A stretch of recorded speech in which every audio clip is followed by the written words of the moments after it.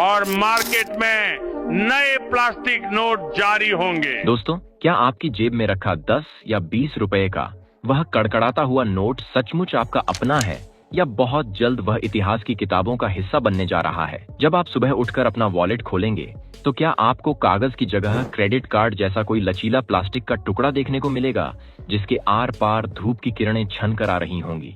भारत के करोड़ों लोगों के दिलों में इस वक्त यही सवाल तेजी से कौंध रहा है, क्योंकि देश के कोने कोने में एक ही चर्चा है कि आखिर मोदी सरकार हमारी आपकी जेब के नोटों के साथ क्या करने जा रही है। क्या नोटबंदी जैसी किसी बड़ी लहर की आहट एक बार फिर देश के दरवाजे पर दस्तक दे रही है, या फिर ये कोई ऐसा महाप्रयोग है जो भारतीय अर्थव्यवस्था की पूरी तस्वीर ही बदल कर रख देगा? अब सवाल ये भी है कि आखिर 100% कॉटन से बने जिस नोट ने दशकों तक हर हिंदुस्तानी की जेब में अपनी मजबूत जगह बनाए रखी, उसमें अचानक ऐसी क्या कमी आ गई कि रिजर्व बैंक ऑफ इंडिया को दुनिया भर के दरवाजे खटखटाने पड़ रहे हैं? इस सवाल का जवाब सिर्फ एक नया नोट नहीं है, बल्कि इसके पीछे छिपा है अरबों रुपए के काले धंधे का वो खौफनाक जाल जिसने देश के बैंकिंग सिस्टम की नींद उड़ा रखी थी। आज हम आपको इस पूरे चक्रव्यूह के एक एक धागे को खोल कर दिखाने वाले हैं कि कैसे दुनिया के एक छोटे से देश ने सबसे पहले इस जादुई नोट की शुरुआत की थी, कैसे जाली नोट छापने वाले मास्टरमाइंड्स के होश इस एक तकनीक से उड़ने वाले हैं,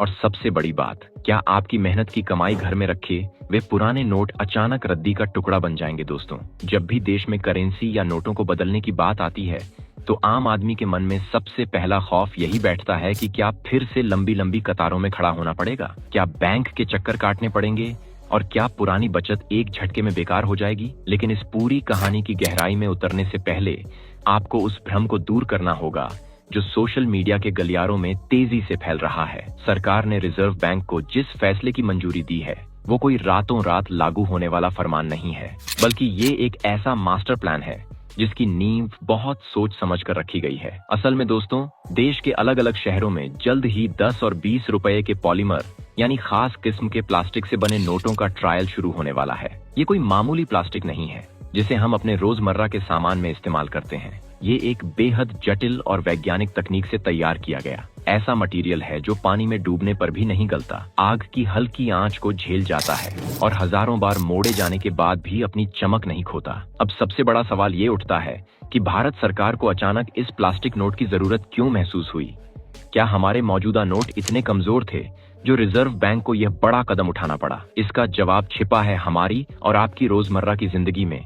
जब आप बाजार जाते हैं, किसी सब्जी वाले को 10 रुपए का नोट देते हैं या बस में सफर करते हुए 20 रुपए का नोट कंडक्टर के हाथ में थमाते हैं, तो कभी गौर से उस नोट की हालत देखिएगा। वो नोट एक ही दिन में सैकड़ों हाथों से गुजरता है। किसी की गीली उंगलियों का पसीना उस पर लगता है तो कोई उसे मोड़कर जेब के किसी कोने में ठूंस देता है। नतीजा यह होता है कि कुछ ही महीनों के अंदर वो नोट पूरी तरह घिस जाता है, गल जाता है या बीच से 2 टुकड़ों में बंट जाता है। रिजर्व बैंक के आंकड़ों की माने तो हर साल भारत में अरबों रुपए मूल्य के गंदे और फटे पुराने नोटों को चलन से बाहर करना पड़ता है और उनकी जगह नए नोट छापने में देश का हजारों करोड़ रुपया पानी की तरह बह जाता है। छोटे मूल्य के नोट सबसे ज्यादा इस्तेमाल होते हैं और इसीलिए सबसे तेजी से खराब भी होते हैं। लेकिन कहानी सिर्फ नोटों के घिसने या फटने तक सीमित नहीं है।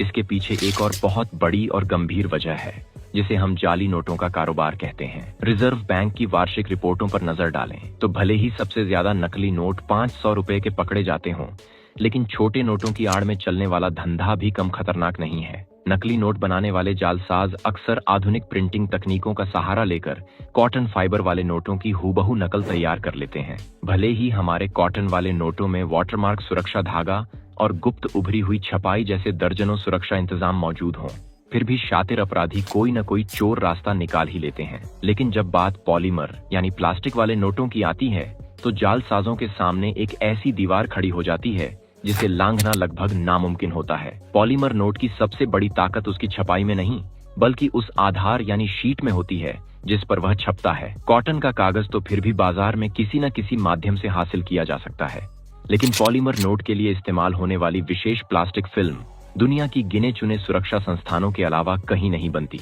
और इस प्लास्टिक नोट का सबसे जादुई सुरक्षा फीचर है वो पारदर्शी खिड़की जिसे हम ट्रांसपेरेंट विंडो कहते हैं। जब आप किसी पॉलीमर नोट को गौर से देखते हैं तो उसके बीच में या किनारे पर एक ऐसा छोटा सा हिस्सा होता है जो पूरी तरह आर पार दिखता है वो शीशे की तरह साफ होता है। अब जरा सोचिए कि कोई नकली नोट छापने वाला अपराधी इस पारदर्शी हिस्से की नकल कैसे करेगा। अगर वो कागज के बीच में छेद करके कोई प्लास्टिक का टुकड़ा चिपकाने की कोशिश करेगा तो नोट हाथ में लेते ही पकड़ा जाएगा, और अगर वो फोटोकॉपी या साधारण प्रिंटर का इस्तेमाल करेगा तो वह पारदर्शी हिस्सा कभी छप ही नहीं सकता। उस पारदर्शी हिस्से के भीतर माइक्रो डिजाइन, होलोग्राम और ऐसी जटिल सुरक्षा परतें डाली जाती हैं जिन्हें केवल बेहद उन्नत और महंगी मशीनों द्वारा ही बनाया जा सकता है। यही वजह है कि पॉलीमर नोटों की आमद के साथ ही जाली नोटों के सौदागरों का पूरा नेटवर्क ताश के पत्तों की तरह ढह जाता है। इस तकनीक का इतिहास भी बेहद दिलचस्प है। दुनिया में सबसे पहले इस क्रांतिकारी बदलाव की शुरुआत आज से कई दशक पहले ऑस्ट्रेलिया में हुई थी। 80 के दशक में ऑस्ट्रेलिया जाली नोटों की समस्या से बेहद परेशान था। तब वहां के वैज्ञानिकों और केंद्रीय बैंक ने मिलकर एक लंबे अनुसंधान के बाद 1988 में दुनिया का पहला पॉलीमर बैंक नोट जारी किया था। शुरुआत में लोगों को लगा कि शायद ये प्रयोग नाकाम हो जाएगा, लेकिन जब ऑस्ट्रेलिया ने देखा कि इन नोटों की उम्र कॉटन वाले नोटों से 4 से 5 गुना ज्यादा है और जाली नोटों का नामो निशान मिट चुका है, तो उसने अपनी पूरी करेंसी को पॉलीमर में बदल दिया। आज Britain, Canada, New Zealand, Singapore, Vietnam और रोमानिया जैसे दुनिया के दर्जनों बड़े देश पूरी तरह प्लास्टिक नोटों पर शिफ्ट हो चुके हैं, और वहां का अनुभव ये बताता है कि शुरुआत में भले ही लागत थोड़ी ज्यादा आती है, लेकिन लंबे समय में सरकार को अरबों रुपए की बचत होती है। तो क्या भारत भी अब पूरी तरह ऑस्ट्रेलिया और ब्रिटेन के नक्शे कदम पर चलने जा रहा है? क्या हमारे देश की पूरी अर्थव्यवस्था से कागज और कॉटन के नोट गायब हो जाएंगे? यहाँ आकर कहानी में एक बहुत बड़ा मोड़ आता है। भारत दुनिया की सबसे बड़ी और सबसे विविध आबादी वाला देश है। यहाँ एक तरफ जहां डिजिटल यूपीआई पेमेंट का डंका पूरे विश्व में बज रहा है, वहीं दूसरी तरफ देश का एक बहुत बड़ा हिस्सा आज भी अपनी रोजमर्रा की जरूरतों के लिए नकद लेन देन पर निर्भर है। भारत में मौसम की विविधता भी एक बड़ी चुनौती है। जहां थार के मरुस्थल में 50 डिग्री की चिलचिलाती धूप होती है, तो वहीं लद्दाख की कड़कड़ाती ठंड में तापमान शून्य से काफी नीचे चला जाता है। दक्षिण के समुद्री इलाकों में अत्यधिक नमी होती है, तो उत्तर भारत में कड़ाके की सर्दी। ऐसे में क्या प्लास्टिक का नोट भारत के हर मौसम, हर इलाके और हर नागरिक की जेब में खरा उतर पाएगा? इसी सवाल का जवाब तलाशने के लिए भारत सरकार और रिजर्व बैंक ने बहुत ही फूंक फूंक कर कदम बढ़ाने का फैसला किया है। साल 2012 में भी भारत ने इसी तरह के पॉलीमर नोटों का ट्रायल करने की योजना बनाई थी। उस वक्त देश के 5 चुनिंदा शहरों मैसूर, जयपुर, शिमला, भुवनेश्वर और कोच्चि को इस प्रयोग के लिए चुना गया था, लेकिन उस समय तकनीकी और व्यावहारिक वजहों से ये योजना ठंडे बस्ते में चली गई थी। मगर अब परिस्थितियां पूरी तरह बदल चुकी हैं। भारत की बैंकिंग प्रणाली अब पहले से कहीं ज्यादा आधुनिक हो चुकी है। रिजर्व बैंक की अपनी करेंसी प्रिंटिंग कंपनी ने अब वैश्विक स्तर पर पॉलीमर सबस्ट्रेट की आपूर्ति के लिए बोलियां नामंत्रित की हैं। इसका मतलब है कि इस बार सरकार और रिजर्व बैंक केवल हवा में बातें नहीं कर रहे हैं, बल्कि धरातल पर काम शुरू हो चुका है। जब 10 और 20 रुपए के ये एक अरब पॉलीमर नोट बाजार में उतारे जाएंगे, तो रिजर्व बैंक की पैनी नजर इस बात पर होगी कि आम जनता का अनुभव कैसा रहता है। क्या ये नोट लोगों की उंगलियों से फिसलते तो नहीं? क्या दुकानों और बाजारों में आसानी से स्वीकार किए जा रहे हैं? क्या बैंकों की नोट गिनने वाली मशीनें इन नए नोटों को बिना किसी रुकावट के गिन पा रही हैं?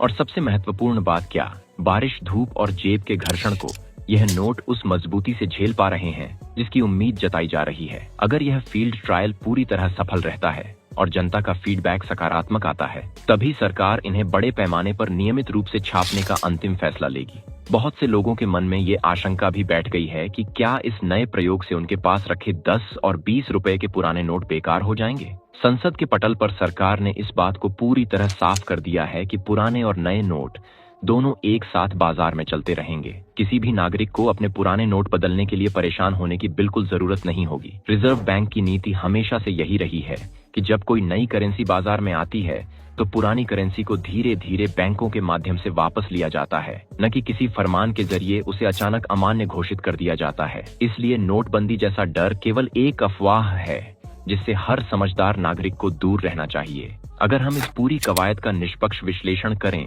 तो ये कदम केवल करेंसी बदलने का नहीं है, बल्कि यह भारत को वित्तीय और तकनीकी रूप से एक नए युग में ले जाने की कोशिश है। एक तरफ जहां देश में डिजिटल पेमेंट की क्रांति ने दुनिया को हैरान कर रखा है, वहीं दूसरी तरफ नकद करेंसी को ज्यादा सुरक्षित, ज्यादा टिकाऊ और आधुनिक बनाने का ये प्रयास भी उतना ही महत्वपूर्ण है। जब आपकी जेब में एक ऐसा नोट होगा जो वॉशिंग मशीन में धुल जाने पर भी खराब नहीं होगा, जो सालों साल तक नया जैसा बना रहेगा, और जिसकी नकल करने की हिम्मत कोई जाली नोट छापने वाला गिरोह नहीं कर पाएगा, तो निश्चित रूप से देश के हर नागरिक का भरोसा अपनी अर्थव्यवस्था पर और भी ज्यादा मजबूत होगा। आने वाले महीनों में जब आपके हाथ में वह पारदर्शी खिड़की वाला 10 या 20 रुपए का पहला प्लास्टिक नोट आएगा, तो आपको एहसास होगा कि भारत की मुद्रा अब एक ऐतिहासिक बदलाव के दौर से गुजर रही है।